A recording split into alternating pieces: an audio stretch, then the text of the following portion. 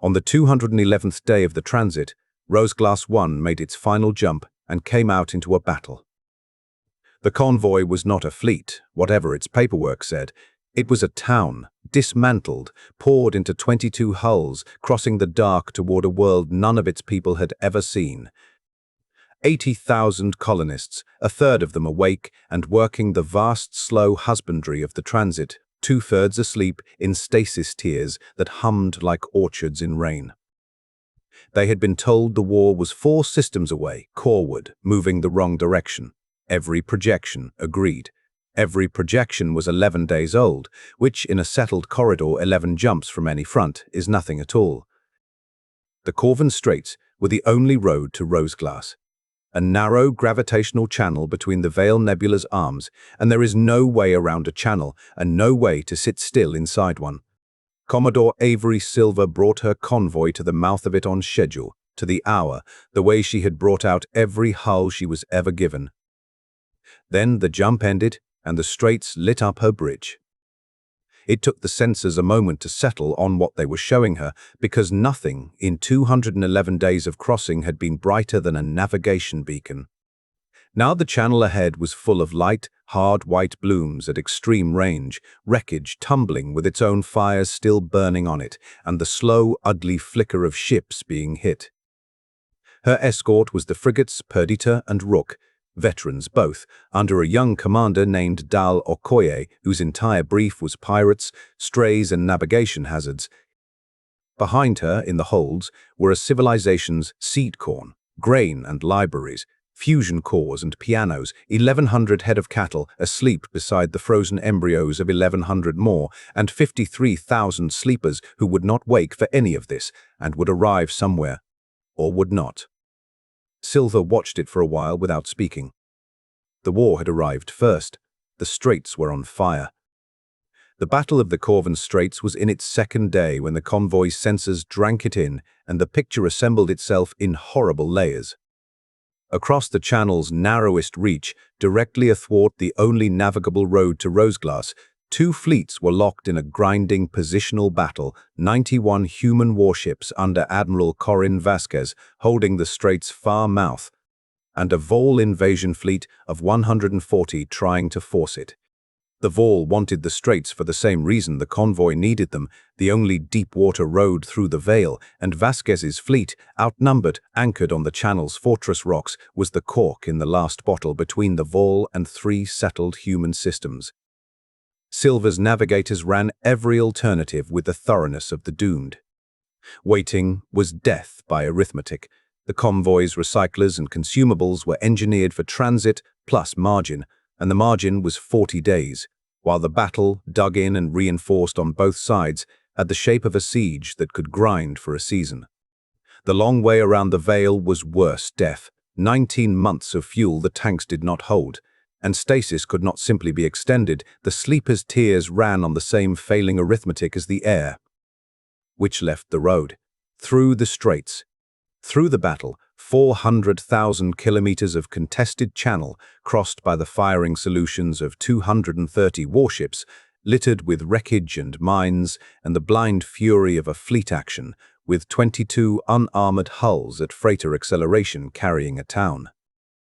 Silver convened her captains, laid out the 3 deaths and the 1 road, and closed the meeting with the sentence her evacuation-run crews had heard 30 years before in other burning corridors, and which the Roseglass founding charter now bears on its first page.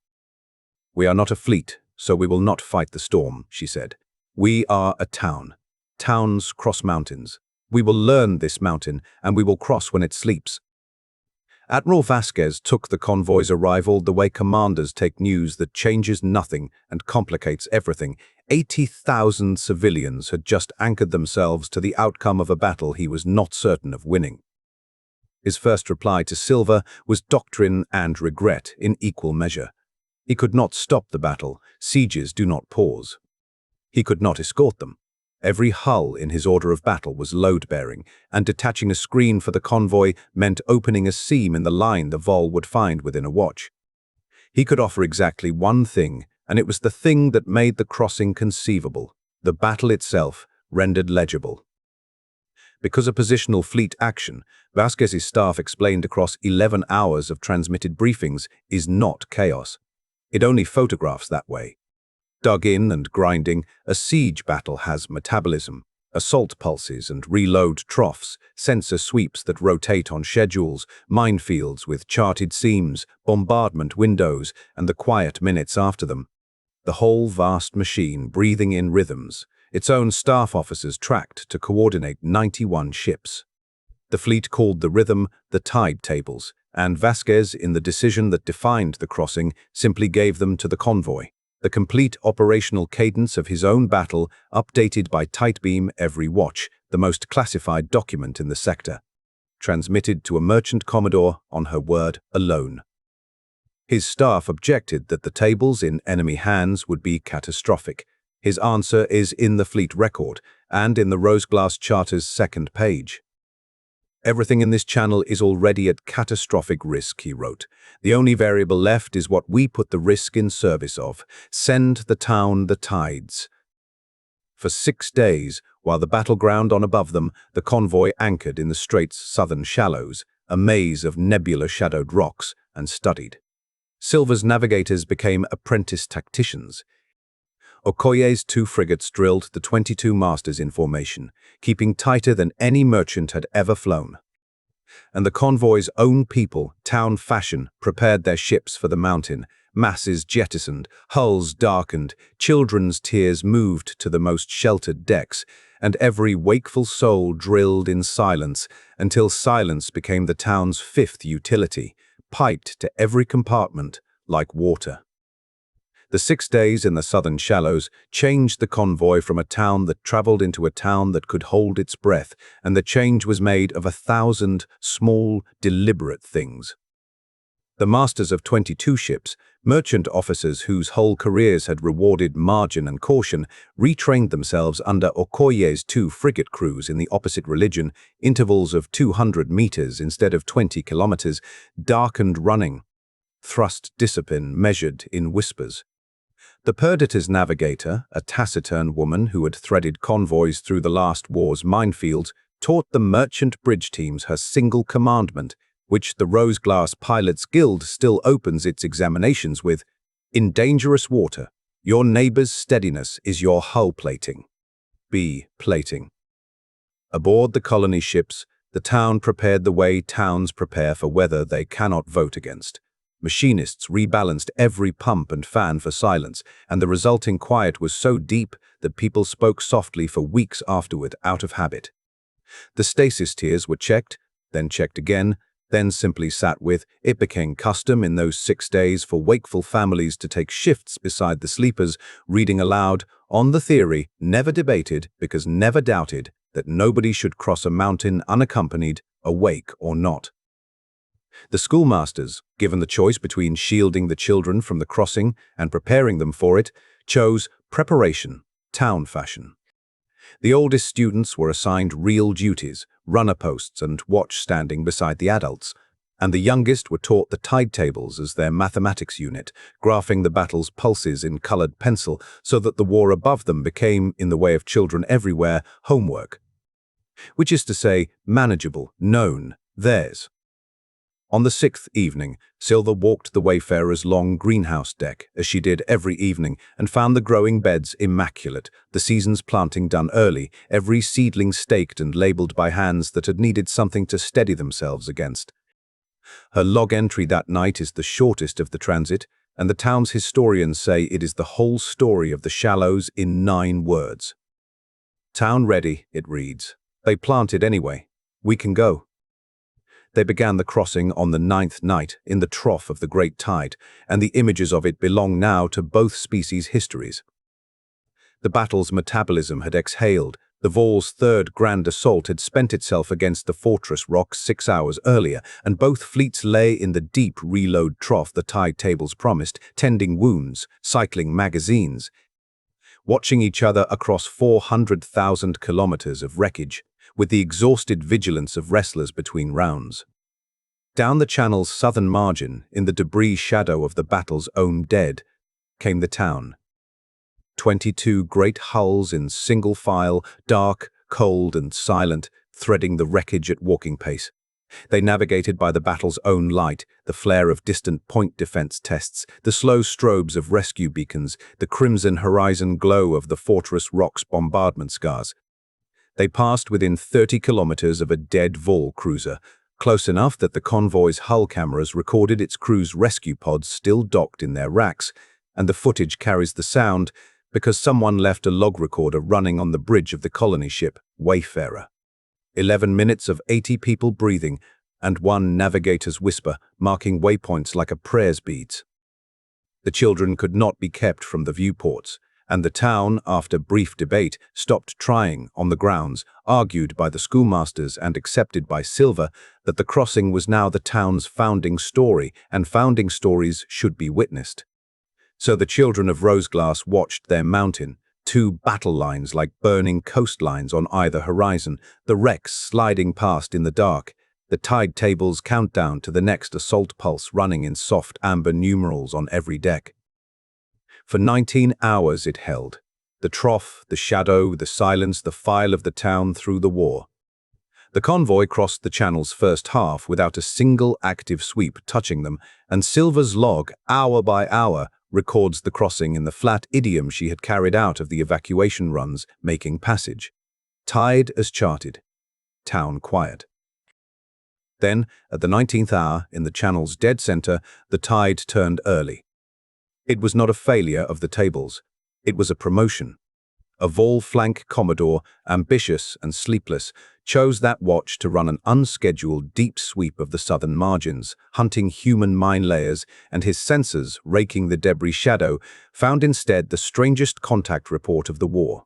22 enormous, unarmored, silent hulls in file formation in the middle of the battle space, headed for the far mouth. His identification took 4 minutes. His arithmetic took 2. A human colony convoy, 80,000 civilians, and a world's founding stock, undefended but for 2 frigates. Not a threat, a prize, the greatest leverage any Vol commander had touched in the entire war. A fleet that would not yield the Straits for its own sake might yield anything for 80,000 of its own. He detached his entire flank squadron, 19 warships, and turned them south, and his transmission to the convoy, logged and preserved, was courteous, correct, and altogether obscene in its context. "Cease acceleration and prepare for escort," it said. "Your passage has been reassigned." What happened in the next 8 minutes happened in 3 places at once. In the convoy, Silver did the thing her whole strange career had built toward. She did not stop. Full acceleration, formation tightened, the town committed to the run in the open, because 30 years of burning corridors had taught her the only rule of reassigned passages. The moment you stop, the story ends. At the convoy's stern, Lieutenant Commander Dal Okoye turned the Perdita and the Rook, 2 frigates, 1,100 crew between them, to face 19 warships, and transmitted to Silver the message that is cast in bronze at Roseglass Landing, beside the charter. "Commodore," it said, "housekeeping is going to take a little longer tonight. Keep the town walking, we will mind the door." And on the flag bridge of the human fleet, Admiral Corin Vasquez watched the Vol flank squadron peel out of its line toward 80,000 civilians, looked at his own reserve. 26 warships staged and hoarded through 9 days for the counterstroke that was his only theoretical path to victory, and spent it. The reserve's charge across the Straits is called, in the fleet's histories, the Long Intercept, and Vasquez's order committing it was 7 words, now carved over the door of the fleet's convoy escort school: the counterstroke is cancelled. Save the town. 26 human warships, the hoarded winning move of the entire battle, crashed into the flank of the Vol detachment, 40,000 kilometers short of the convoy, and the fight that followed was the melee the siege had refused for 9 days, close, savage, and moving. A running battle down the channel's southern margin with the fleeing town as its axis. The Perdita and the Rook, already engaged, already burning, fought inside it as the convoy's last skin, doing the escort's ancient arithmetic, trading themselves by degrees for distance, and the reserve's van found them at the hour their arithmetic was running out. Still between the town and the guns, both frigates fighting with the particular ferocity of ships whose crews can see, over their shoulders, the viewport lights of children's decks. The town walked. That is the part every rose-glass child recites. Through the running battle, through point defense storms bursting close enough to light the stasis tiers, 22 unarmored hulls held Silver's formation at flank burn and did not scatter, because scattering was the one gift the enemy needed. And the town had drilled its silence and its discipline until both were founding virtues. The convoy's log for the worst hour records course corrections, formation intervals, and one entry of another kind, timed to the moment the reserve's guns first showed over the stern horizon, fleet in sight astern. Town informed. Singing reported on 11 decks. And 400,000 kilometers north, across the channel, the Vol Grand Commander studied the battle space and saw what 9 days of siege had taught him to pray for. The human reserve, the hoarded counterstroke, the only force he truly feared, committed, engaged, and anchored to a crawling civilian convoy at the channel's far margin, as far from the main line as it could possibly be spent. He committed everything he had against the fortress rocks into the seam the reserve had left behind, and the final phase of the Battle of the Corvan Straits began with both commanders certain the other had just made the war's decisive mistake. One of them was right, and it took 11 hours to find out which. The Vol Grand Assault fell on a human line stripped of its reserve, and the line, knowing precisely what it had spent and why, held the way formations hold when every crew aboard has done the same arithmetic and signed it. Fortress rocks fought to their magazines' bottoms, squadrons wheeling to seal each breach with less and less, Vasquez feeding the defense with a bookkeeper's coldness and a single standing order: hold the mouth, the reserve is not coming back in time, hold anyway. What the Vol commander's tide tables did not carry, because no instrument on his side could see it, was the state of his own detached flank. 19 warships that his battle plan now assumed were pinning one small human reserve, and which were, in fact, being taken apart by it. The long intercept's 26 ships had been chosen for the counterstroke, the fleet's best gunnery and its angriest captains, and they fought the running southern battle with a freedom no line engagement allows, and by the 8th hour the Vol flank squadron had ceased to exist as a formation. 6 hulls destroyed, 5 struck, 8 scattered into the nebulous shadows in flight from a force they had outnumbered when the night began. Which meant, at the 8th hour, the human reserve was not spent after all. It was loose, victorious, fueled on its own momentum, positioned at the channel's southern margin, directly behind a Vol Grand Assault that had committed its entire weight forward against the fortress rocks, and its commander asked the Flag 1 question: "The town is safe and walking. Do you have further housekeeping?" Vasquez's reply closed the battle. 26 warships came up the channel out of the south, out of the debris shadow the convoy had taught them, dark and silent in the town's own manner, and struck the Grand Assault's undefended rear at the 11th hour. And the siege that was meant to grind for a season ended in 90 minutes of collapse. The Vol fleet broke out of the Straits with barely half its strength, and the cork held the bottle, and the road to 3 human systems and to 1 unborn town stayed shut behind them and open ahead. Roseglass. 1 came out of the Straits' far mouth at dawn, ship's time, all 22 hulls, 80,000 souls, complete. The Perdita came out with them, towed on the hip of the colony ship Wayfarer, her drives dead, her hull opened in 9 places, 180 of her crew casualties, her captain refusing, in the tradition of a certain kind of officer, to be carried off his bridge before his ship was. The Rook came out under her own power, escorting her sister's tow, her gun crews asleep at their mounts where the ceasefire found them. Okoye's after-action report totaled his 2 frigates' engagement, 11 hours against odds between 4 and 9 to 1, in one line whose plainness is the whole tradition of the escort service, door-minded. Town intact. Request repair berths for 2. The convoy anchored in Roseglass orbit 31 days later, on margins, Silver's log records without comment, 9 days of air remaining, 4 of water processing, 1 of the sleeper's redundancy. The first shuttle down carried, by the vote of all 22 ships' companies, no dignitary and no ceremony. It carried the town's children, the ones who had watched the mountain from the viewports, so that the first human feet on Roseglass would belong to the people whose story the crossing had become. The founding is recorded, filmed, and famous. The detail history loves best came at the flag-raising, when the colony's first assembly voted its first 2 acts before its first meal. The first named the settlement's harbor, a deep green bay under the landing bluffs, Vasquez Water.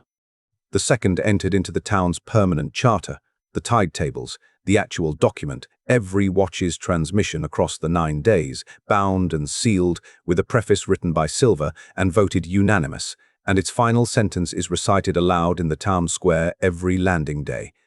Over the bay, to the children of the children who watched. A fleet at war, outnumbered and holding, gave its most guarded secret to a town in the dark, it reads. Let Roseglass keep the tables forever, so that it is never forgotten in this place what navies are for. The war moved on, as wars do, and ended, as that one eventually did, and the Battle of the Corvan Straits took its place in the curricula, where it is taught twice, in 2 different courses, and the 2 teachings together are considered the whole lesson. The tactical course teaches the geometry, how a detached flank chasing leverage handed the defense a loose reserve, how the long intercept's southern position, forced by the rescue, became the fatal rear bearing, how Vasquez's cancelled counterstroke was delivered anyway, hours late, by the same ships, along a road no plan had drawn, and arrived stronger for the delay. The course notes, with academic honesty, that the Admiral did not intend the trap. He intended the rescue. The battle's masterstroke, the syllabus concedes in a sentence cadets memorize for its rarity, was a moral decision that turned out to also be correct, which the record shows is more common than doctrine finds comfortable. The strategic course teaches the other half, what the rescue brought beyond the battle. 3 systems watched the fleet spend its winning move on a town, and the watching changed the war's home front in ways the recruiting statistics still show. The Vol, whose commanders' academies captured the engagement's records at the armistice exchanges, teach it too, their syllabus reportedly titling it, with a candor human officers have come to respect, The Engagement We Lost, by reading the enemy's values as his error. Avery Silver made 2 more foundings before she retired to the world she had walked through a fleet action, where she served, to no one's surprise, as harbour master of Vasquez Water into her 90s. Dal Okoye finished his career commanding the convoy escort school under its 7-word lintel. The Perdita, rebuilt, serves as the school's training ship, and every class's final exercise is the same: a convoy, a contested strait, a tide to read, and a door to mind. And at Roseglass, on landing day, when the tables are recited over the bay and the children ask, as children always ask, whether the town was afraid in the dark of the mountain, the answer given is the one the town wrote into its charter the day it was born. And it has not changed in 100 years.